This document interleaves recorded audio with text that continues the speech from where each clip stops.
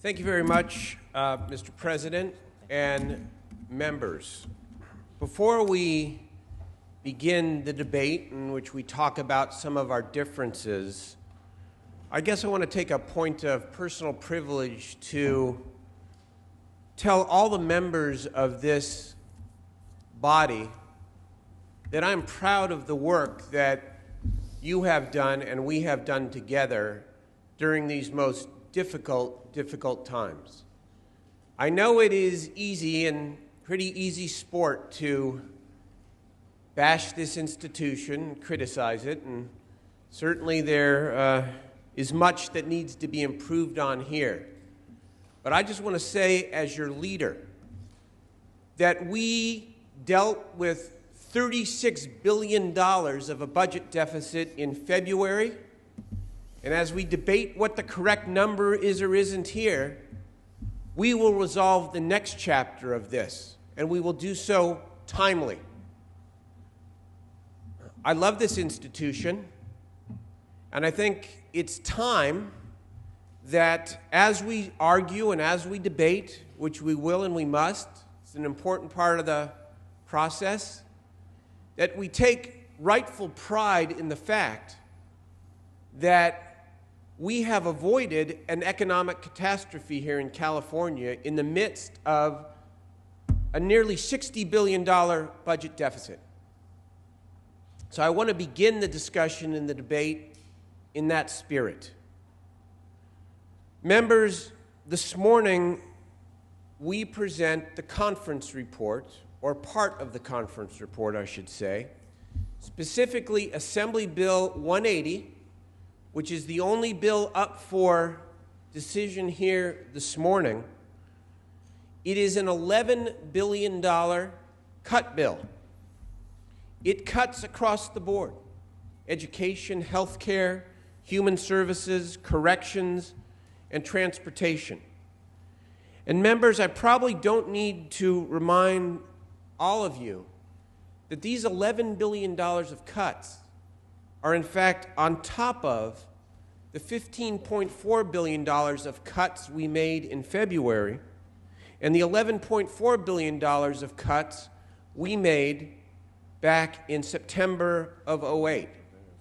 You do the math, over the past 9 months, if you include our proposal here today, this legislature and the governor will have cut $37 billion from this state budget, and in all areas. Remember that in September, we cut $4.6 billion out of K-12, K-14 education. In February, we cut $8.4 billion from education. In September, we cut $1.4 billion from health and human services. In February, we cut $1.7. In February, we cut $1.2 from state employees. In September 2008, we cut $900 from state employees. And the list goes on and on. When you look at the spending level that the conference report and this bill specifically suggests, we have cut back spending to the 2005 level. Now, we can agree, disagree whether that's a good thing, bad thing, certainly for Democrats. The decisions that we've been called upon to make, and not just Democrats, the decisions that you as Republicans have been called upon to make to cut back in these vital areas have been painful, but they have been necessary in order to deal with the fact that, as the governor said, we simply have less money. We simply have less money, and the tax receipts are not coming in as we would all like. Our entire conference report, which again is not the subject of this particular bill, but our entire conference report gets us to this magical $24 billion number that has been spoken widely about over the last several weeks. But while our report, and specifically the cut package that is before you, reports cuts in every area, it maintains hope and it maintains a heart. Here is what we are fighting for, members.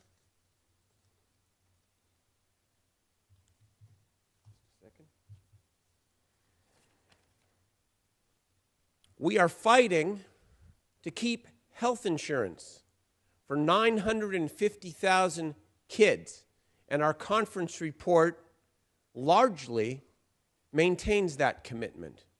It's not only the right and moral thing to do, but it's frankly good fiscal policy, because you all know where those 950,000 kids will end up if we accede to the elimination of the Healthy Families Program.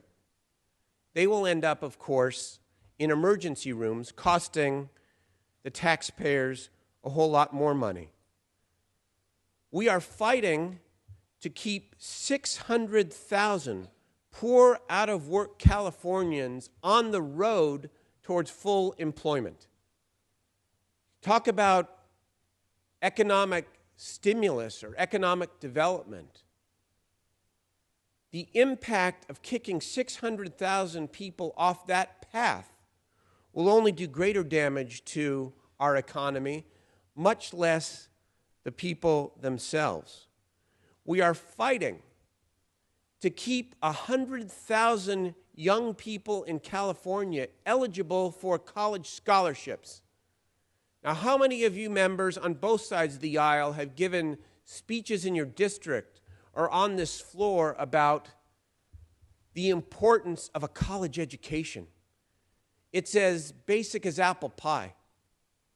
And yet we know that thousands of middle-income and low-income students cannot avail themselves of that opportunity unless we provide the scholarship that gets them at least part of the way there.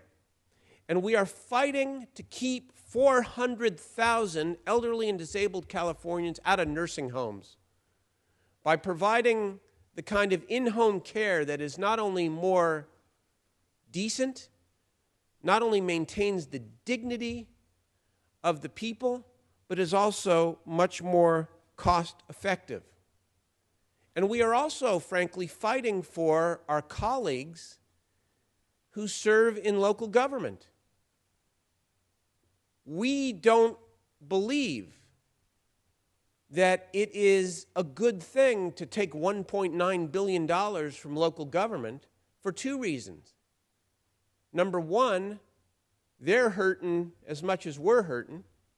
And number two, it is that word that you and we all decry consistently. It's borrowing. It has to be paid back with interest within 3 years. What we maintain in this conference report is the safety net for the most vulnerable Californians and the investments that only help people become a productive part of our economy and of our state. And I want to make our position very clear. We don't sign pledges on our side of the aisle, but what I am about to say is just as clear and just as strong. We will not eliminate the Healthy Families Program. We will not eliminate CalWORKs. We will not eliminate in-home care. And we will not eliminate CalWORKs.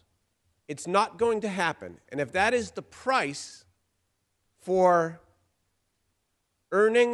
garnering your votes for a budget, respectfully, forget about it. It's not going to happen. We know, members, the following. The clock is ticking. We are acting today to keep the DMV, the state prisons, and the schools open. And we're also acting to avoid IOUs, which the state controller is going to announce within a few minutes, as I understand it, will occur July 1st if we don't make a real dent in this problem. We also know that we will lose more than $3 billion in education cuts alone if we do not act by June the 30th. Over $3 billion in education cuts. And so I want to begin this debate, members, by posing the following questions to the members who are reluctant or unwilling to vote for the cuts. Remember, the cuts that are before you in Assembly Bill 180. Republican conferees over the 3-week, very public and transparent conference committee process rejected more than $6 billion of the governor's non-tax proposals. Over $6 billion of them. Your caucus has also spoken against Proposition 1A, or taking money from local governments pursuant to Proposition 1A. And so the question I want to pose here today is, do you have a $24 billion plan? And given the July 1st deadline, will you present it and when? Will you have 15 votes for your $24 billion plan? The second question that I want to pose for purposes of a civil debate here today is, why won't you cut? Why won't you cut? And I ask that question given the following history. And I've talked to a couple of members, and I intend this to be only constructive and only civil.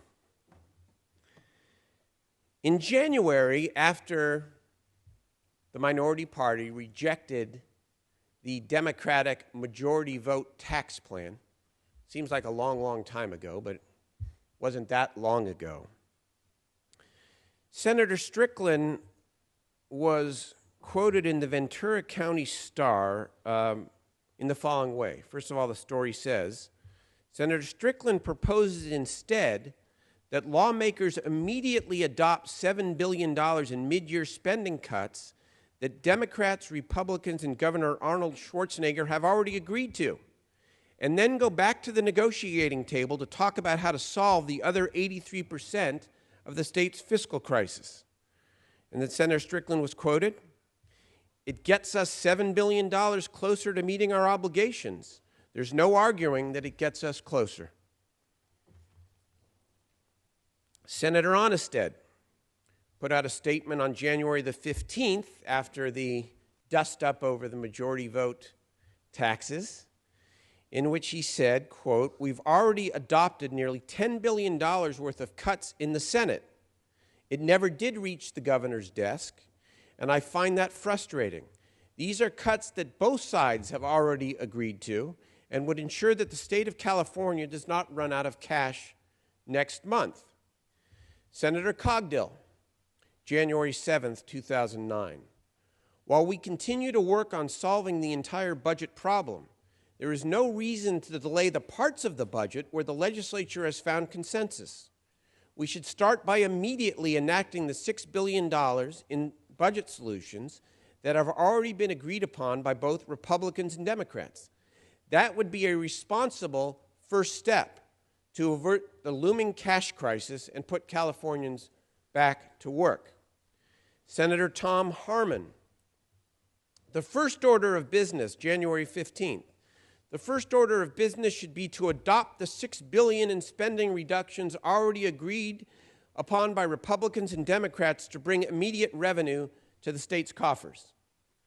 Now, AB 180 contains nearly $11 billion worth of real cuts.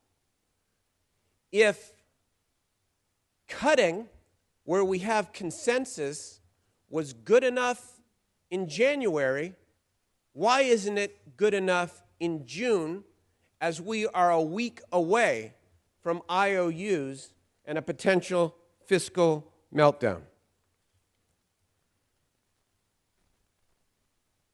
Yesterday, in conclusion, a reporter asked me if this is a game of chicken. And the well-meaning question implies that this is, in fact, a game. But you know what? A game is fun. I'll enjoy playing games. This is not a game. This is deadly serious.